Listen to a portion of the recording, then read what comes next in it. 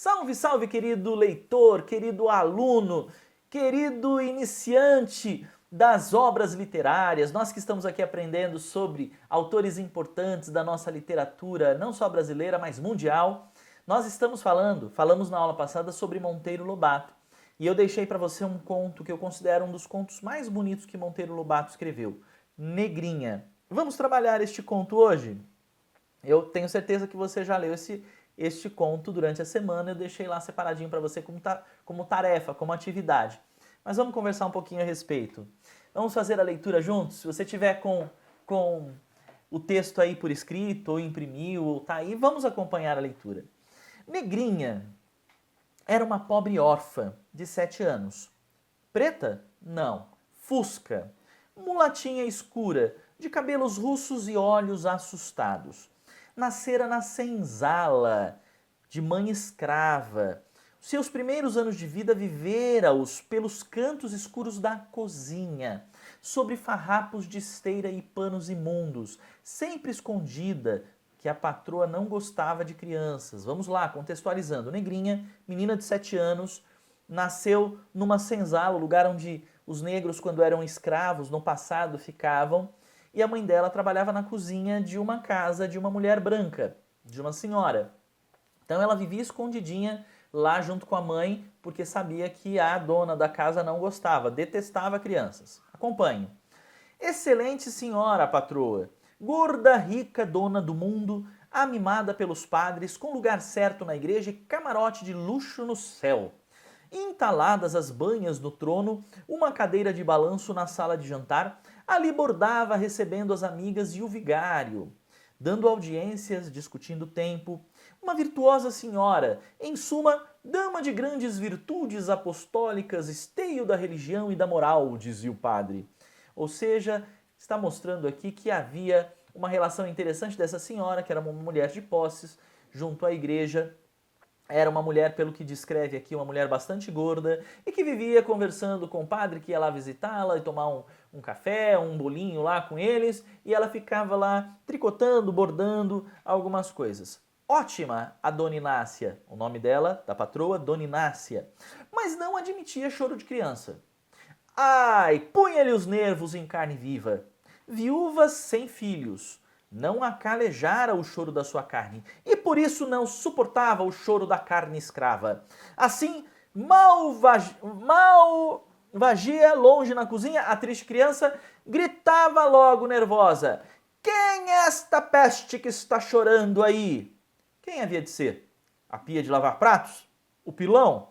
A mãe da criminosa abafava a boquinha da filha e corria com ela para os fundos do quintal, torcendo-lhe em caminho beliscões desesperados. Vemos aí que Dona Inácia não tinha mesmo paciência com crianças e ficava doidinha da Silva, brava, quando a criança começava a chorar. Aí ela gritava: "Cala a boca, peste do diabo!" Bom, no entanto, aquele choro nunca vinha sem razão. Fome, quase sempre. Ou frio, desses que estanguem os pés, as mãos e fazem-nos doer. Assim cresceu Negrinha, magra, atrofiada, com olhos eternamente assustados, órfã aos 4 anos, ficou por ali, feita gato sem dono, levada a pontapés. Não compreendia a ideia dos grandes, batiam-lhe sempre, por ação ou por omissão. A mesma coisa, o mesmo ato, a mesma palavra provocava ora risadas, ora castigos. Aprendeu a andar, mas não andava quase, com o pretexto de que às soltas reinaria no quintal, estragando as plantas. A boa senhora punha na sala ao pé de si num desvão de porta. "Sentadinha aí, ó, e bico, hein?" Negrinha imobilizava-se no canto por horas e horas, braços cruzados. "Já, diabo!" Cruzava os bracinhos a tremer, sempre com susto nos olhos. E o tempo corria. O relógio batia 1, 2, 3, 4, 5 horas. Um cuco tão engraçadinho. Era seu divertimento vê-lo abrir a janelinha e cantar as horas com a bocarra vermelha. Arrufando as asas, sorria-se então feliz um momento. Puseram-na depois a fazer crochê, e as horas se lhe iam a espichar trancinhas sem fim. Que ideia faria de si essa criança, que nunca ouvira uma palavra de carinho? Pestinha, diabo, coruja, barata descascada, bruxa, pata-choca, pinto-gorado, mosca-morta, sujeira, bisca, trapo, cachorrinha, coisa ruim, lixo. Não tinha conta do número de apelidos com que a mimoseavam. Tempo houve em que foi bubônica. A epidemia andava à berra como novidade. Naquela época teve essa peste bubônica, que foi uma grande epidemia. Mais ou menos como a gente está vivendo a nossa pandemia, mas foi terrível na época também. E aí começaram a chamar a menininha de bubônica. Peste bubônica. Agora olha só, a Negrinha viu-se logo apelidada assim, de bubônica, de peste bubônica. E por sinal, ela não sabia o que significava. Ela achou linda a palavra. Perceberam-no e suprimiram-no na lista. Quer dizer, perceberam que ela gostava de ser chamada de bubônica, então o que fizeram? Nunca mais chamaram ela de bubônica. Estava escrito que não teria um gostinho só na vida, nem esse de personalizar a peste. O corpo de Negrinha era tatuado de sinais roxos, cicatrizes, vergões. Batiam nele os da casa todos os dias, houvesse ou não houvesse motivo. A sua pobre carne exercia para os cascudos, cocres e beliscões a mesma atração que o ímã exerce para o aço. Mão em cujos nós de dedos comichasse um croque, pum! Era a mão que se descarregaria os fluidos em sua cabeça de passagem. Coisa de rir e ver a careta. A excelente Dona Inácia era mestre na arte de judiar de crianças. Ela vinha da escravidão. Ela fora senhora de escravos e daquelas ferozes, amigas de ouvir contar o bolo e estalar o bacalhau. Nunca se afizera ao regime novo. Essa indecência de negro igual a branco e qualquer coisinha, a polícia. Qualquer coisinha, uma mucama assada no forno, porque se engraçou dela o senhor, uma novena de relho, porque disse coisa é ruim assim, ah. Olha só, vamos aqui linkando com a história, hein? O 13 de maio tirou-lhe das mãos o azorrague, mas não lhe tirou da alma a gana. Conservava, pois, Negrinha em casa como remédio para os frenesis. Simples derivativo. O que nós entendemos aqui, querido aluno? Olha só, está contando que neste momento da história, isso aqui é história, tá? Essa história, ela é ficcional, ou seja, é inventada, mas ela com certeza tem base na realidade. E neste momento está falando de uma mulher que foi senhora de escravos. Ela batia nos escravos, ela judiava na época que podia ter escravos no Brasil. Mas nesse momento, ela cita aqui, o autor, ele cita 13 de maio. Você lembra que 13 de maio foi a data em que foi assinada a Lei Áurea, que foi a lei que libertou todos os escravos aqui no Brasil, aí proibiu a escravidão no Brasil? Pois é, mas essa mulher ainda na alma dela, ela tinha necessidade de judiar das pessoas negras. A gente vê aqui da onde vem o racismo que até hoje impera no mundo, ok? Vamos lá. Ai, como alivia a gente uma boa roda de cocres bem fincados, dizia Dona Inácia. Né? Quando ela queria desestressar, o que ela fazia? Ia dar cocre lá na Negrinha. Tinha de contentar-se com isso. Judiaria miúda. Os níqueis da crueldade. Cocres, mão fechada com raiva e nós nos dedos que cantam no coco do paciente. Puxões de orelha, o torcido de despegar a concha. Bom, bom, gostoso de dar. E o de duas mãos, o sacudido. A gama dos beliscões, do miudinho, com a ponta de unha, a torcida do umbigo, equivalente ao puxão de orelha. A esfregadela, roda de tapas, cascudos, pontapés, safanões a uma, divertidíssimo. A vara de marmelo, flexível, cortante, para doer fino, nada melhor. Olha só como era maldosa essa Dona Inácia. Era pouco, mas antes isso do que nada. Lá de quando em quando vinha um castigo maior para desobstruir o fígado e matar saudades do bom tempo. Foi assim com aquela história do ovo quente. Não sabem? Ora, uma criada nova furtara do prato de Negrinha, coisa de rir, um pedacinho de carne que ela guardava para o fim. A criança não sofreu a revolta e atirou-lhe o nome com que a mimoseavam todos os dias. Ah, peste! Ela gritou. Espera aí! Você vai ver quem é a peste, eu vou contar pra patroa.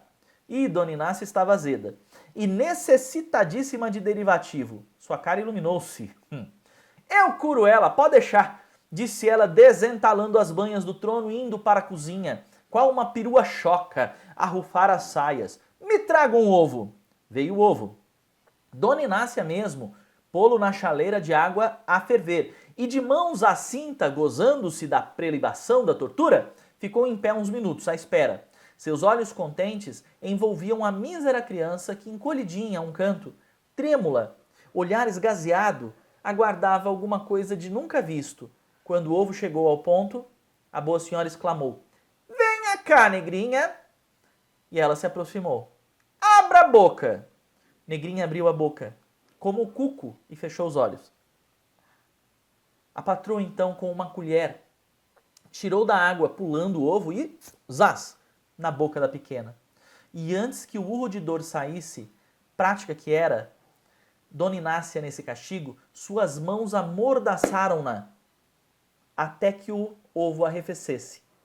Negrinha urrou surdamente pelo nariz e esperneou, mas só. Nem os vizinhos chegaram a perceber aquilo.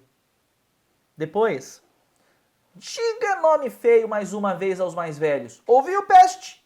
E voltou contente da vida para o trono, a virtuosa dama, a fim de receber o vigário que chegava. Ah, monsenhor, não se pode ser boa nesta vida. Eu estou criando aquela pobre órfã, filha de Cesária, mas que trabalheira que me dá. Caridade é uma das mais belas virtudes, exclamou o padre. Sim, mas cansa. Quem dá aos pobres empresta a Deus. A virtuosa senhora suspirou piedosamente. Ainda é o que vale. Certo dezembro, vieram passar as férias com Santa Inácia duas sobrinhas suas, pequenotas, lindas meninas, louras, ricas, nascidas e criadas em ninho de plumas. Negrinha, do seu canto, na sala do trono, viu-as irromperem pela sala, adentro, como dois anjos do céu, pulando e rindo numa vivacidade como cachorrinhos novos. Negrinha olhou imediatamente para a senhora, certa de vê-la armada para desferir sobre os anjos invasores o raio de um castigo tremendo. Mas abriu a boca e Sinhá-ria-se também. Quê? Pois não era um crime brincar? Estaria tudo mudado e fim do seu inferno e aberto o céu? Olha só, Negrinha, ela nunca tinha visto crianças ali. E como ela era a única criança e a Dona Inácia sempre a maltratou, ela achou que ela odiava todas as crianças. Mas quando chegou duas sobrinhas bonitinhas, branquinhas, parentes ali brincando e ela não fez nada, a Negrinha se surpreendeu, falou, será que está acontecendo um milagre? Será que então brincar não é pecado? Olha. Mas, vamos lá, continuando. No enlevo da doce ilusão, Negrinha levantou-se e veio para a festa infantil fascinada pela alegria dos anjos. Mas logo, a dura lição da desigualdade humana chicoteou sua alma, beliscando no umbigo e nos ouvidos ao som cruel de todos os dias. Já para o seu lugar, pestinha! Não se enxerga?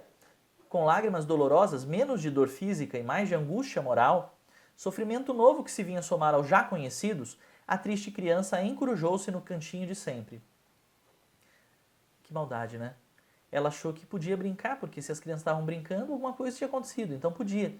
Mas não, só as menininhas podiam brincar. Aí as sobrinhas perguntam, quem é, titia? Perguntou uma das meninas curiosa. Quem há de ser? Disse a tia num suspiro de vítima. Uma caridade minha, eu não me corrijo, eu vivo criando esses pobres de Deus. Uma órfã. Mas brinquem, filhinhas, a casa é grande, brinquem por aí afora. Brinquem? Brincar? Como seria bom brincar? Refletiu com lágrimas no canto a dolorosa mártirzinha, que até ali só brincara em imaginação, com o cuco. Chegaram as malas e logo, meus brinquedos, reclamaram as duas meninas, e uma criada abriu-as e tirou-os para fora. Que maravilha! Um cavalo de rodas. Negrinha regalava os olhos. Nunca imaginara coisa assim tão galante. Um cavalinho. E mais, o que é aquilo? Uma criancinha de cabelos amarelos que fala papá, que dorme. Era de êxtase o olhar da Negrinha. Ela nunca vira uma boneca e nem sequer sabia o nome desse brinquedo, mas compreendeu que era uma criança artificial. É feita? Perguntou extasiada. E dominada pelo enlevo, um momento em que a senhora saiu da sala a providenciar sobre a arrumação das meninas, Negrinha esqueceu o beliscão, o ovo quente, tudo, e aproximou-se da criaturinha de louça, olhou-a com assombro e encanto, sem jeito, sem ânimo de pegá-la. As meninas admiraram-se daquilo. Nunca vi uma boneca? Perguntava para a menininha, para a Negrinha, né? como é boba. Ah, a negrinha fala assim, boneca? Ela nem sabia o nome. Chama-se boneca? E aí então riram-se as fidalgas de tanta, como ela é ingênua, menininha, né? Como é boba, disseram. E você, como é que se chama? Negrinha. As meninas novamente torceram-se de riso, mas vendo que o êxtase da bobinha perdurava, disseram estendendo-lhe a boneca, pode pegar. Negrinha olhou para os lados, ressabiada, com o coração aos pinotes. Que aventura, santo Deus! Seria possível? Depois ele pegou a boneca. E muito sem jeito, como quem pega o senhor menino, sorria para ela e para as meninas com relances de olhos assustados para a porta. Fora de si, literalmente. Era como se penetrara o céu e os anjos a rodeassem e um filhinho de anjo lhe viesse adormecer no colo. Tamanho foi o enlevo que não viu chegar a patroa. Já de volta. Dona Inácia entreparou, feroz, e esteve uns instantes assim, imóvel, presenciando a cena. Mas era tal a alegria das sobrinhas ante a surpresa estática da negrinha, e tão grande a força irradiante da felicidade desta, que o seu duro coração, afinal, bambeou. E pela primeira vez na vida soube ser mulher, e apiedou-se, teve piedade. Ao percebê-la na sala, negrinha tremera, passando-lhe num relance pela cabeça a imagem do ovo quente e hipóteses de castigo piores ainda, e incoercíveis lágrimas de pavor assomaram-se os seus olhos. Assomaram-se. Falhou tudo isso, porém. O que sobreveio foi a coisa mais inesperada do mundo. Estas palavras, as primeiras que ela ouviu que eram doces na vida. Vão todas brincar no jardim. E vá você também. Vai lá, negrinha. Mas veja lá, hein? Negrinha ergueu os olhos para a patroa, olhos ainda de susto e terror. Mas não viu nela aquela fera antiga. Compreendeu e sorriu-se. Se a gratidão sorriu na vida alguma vez, foi naquela surrada carinha. Varia a pele, a condição, mas a alma da criança é a mesma. Na princesinha e na mendiga. E para ambas, é a boneca suprema enlevo. Da natureza, dois momentos divinos da vida da mulher. O momento da boneca, preparatório, e o momento dos filhos, definitivo. Depois disso está extinta a mulher.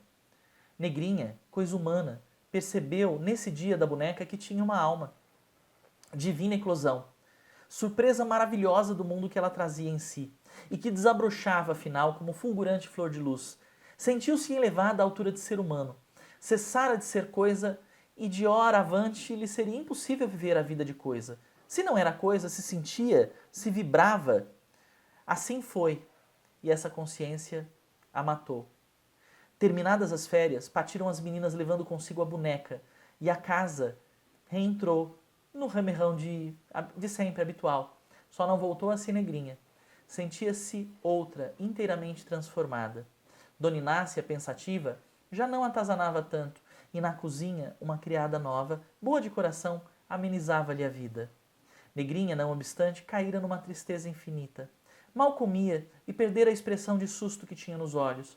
Trazia-os agora nostálgicos, cismarentos. Aquele dezembro de férias, luminosa rajada de céu, trevas adentro do seu doloroso inferno, envenenara. Brincara ao sol no jardim, ela brincara. Acalentara dias seguidos, a linda boneca loura, tão boa, tão quieta, a dizer papá e a cerrar os olhos para dormir. Vivera realizando sonhos da imaginação, desabrochara-se da alma. A repentina retirada de tudo isso fora forte demais para a débil resistência de uma alma. Com um mês de vida apenas, enfraqueceu, definhou, como ruída de invisível doença consultora, e uma febre veio e a levou. Morreu na esteirinha rota, abandonada de todos, como um gato sem dono. Ninguém, entretanto, morreu jamais com maior beleza. O delírio rodeou-se de bonecas, todas louras, de olhos azuis, e de anjos. E bonecas e anjos rodamonhavam em torno dela, numa farândola do céu. Sentia-se agarrada por aquelas mãozinhas de louça, abraçada, rodopiada. Veio a tontura e uma névoa envolveu tudo. E tudo regirou em seguida, confusamente num disco. Ressoaram vozes apagadas, longe, e o cuco, pela última vez, lhe apareceu de boca aberta, mas imóvel, sem rufar as asas. Foi se apagando, o vermelho da goela desmaiou e tudo se esvaiu em trevas. Depois, vala comum, a terra papou com indiferença sua carnezinha de terceira. Uma miséria, 15 quilos mal pesados. E de negrinha ficaram no mundo apenas 2 impressões. Uma cômica na memória das meninas ricas. Lembra-te daquela bobinha da tia que nunca vira uma boneca? E a outra de saudade, no nó dos dedos de Dona Inácia. Como era boa para um cocre. Esse texto foi escrito em 1927 por Monteiro Lobato. E é um texto muito tocante. Vocês já repararam, né, que eu tenho uma predileção, uma preferência por... Eu gosto muito destes textos que nos tocam, que nos emocionam, que falam com a nossa alma e que falam de temáticas tão realistas, tão atuais. Porque, fala pra mim se não é interessante, a gente fala que racismo, preconceito é uma coisa do passado, mas não é. Até hoje, muitos de nós, quem sabe até você, quem sabe até eu, não tenhamos algum tipo de preconceito ao novo, ao diferente, ao estranho, ao diverso, ao de outra cultura, ao de outra nação, ao de outra cor, ao de outra raça, enfim. E nós precisamos aprender a ser pessoas melhores, a sermos pessoas melhores. E, de novo, eu reforço aqui, eu vou bater nesta tecla. A literatura tem esse poder de tocar com uma sensibilidade diferenciada a nossa alma e nos levar a refletir sobre coisas como essa, até com certo humor, né? Você vê neste texto uma pitada de humor, uma ironia. Eu não sei se vocês conseguem perceber a ironia de Monteiro Lobato quando fala da Dona Inácia, ela falando com o padre, né? Ah, como eu sou boa em cuidar, né, desta órfã, quando na verdade ela despreza a órfã, mas ela fala com uma ironia como se aquilo fosse algo que realmente ela fizesse algo de bom, mas na verdade ela tinha muita coisa ruim dentro dela. E olha, nós não devemos julgar, isso que é interessante, né? Porque a gente vê a Dona Inácia e de repente, eu não sei, na minha concepção, eu olho para a Dona Inácia e falo assim, meu Deus, que mulher má, como ela tratou como ela tratou de uma maneira tão rude, tão grosseira, uma criança de 7 anos. Mas pensa, ela havia nascido numa época em que a escravidão era vigente. Ela adotou como profissão uma pessoa que machucava os escravos e que cuidava e que ia atrás de escravos fugidos na época em que a escravidão ainda não havia sido abolida. Então você imagina que na cabeça dela aquilo era normal. Era um normal feio? Era. Era um normal preconceituoso? Era. Era um normal que hoje, ao olhar para trás, nós devemos até olhar com vergonha para aquilo. Como o ser humano pôde agir daquela maneira? E ao olhar para os dias atuais, e talvez a gente possa dizer que a humanidade evoluiu em vários aspectos, mas ainda há traços de cultura e daquele velho normal ainda nos dias de hoje. E nós podemos fazer algo, não de forma violenta, não julgando, não tratando mal as pessoas, mas escrever uma poesia, escrever um texto de forma literária, talvez seja uma das grandes estratégias que nós temos em mãos, uma excelente ferramenta para, quem sabe, tocar as pessoas e, quem sabe, até levar a cada uma das pessoas uma percepção diferente da realidade, quem sabe venhamos a lutar contra o preconceito, o racismo e outras formas de atitude tão negativas do ser humano, uma face tão feia do ser humano. Quem sabe nós não possamos lutar contra essas tendências através da literatura. É assim que eu penso e é por isso que eu amo tanto essa arte. Então, vamos dar sequência às nossas aulas, tá bom? Agora que você terminou de assistir essa aula, eu te convido a ir lá na nossa Google Classroom, na nossa sala de aula, e lá na sala de aula você vai fazer as nossas atividades de fixação, combinado? Então, Deus te abençoe, um grande abraço para vocês e vejo vocês na nossa próxima aula.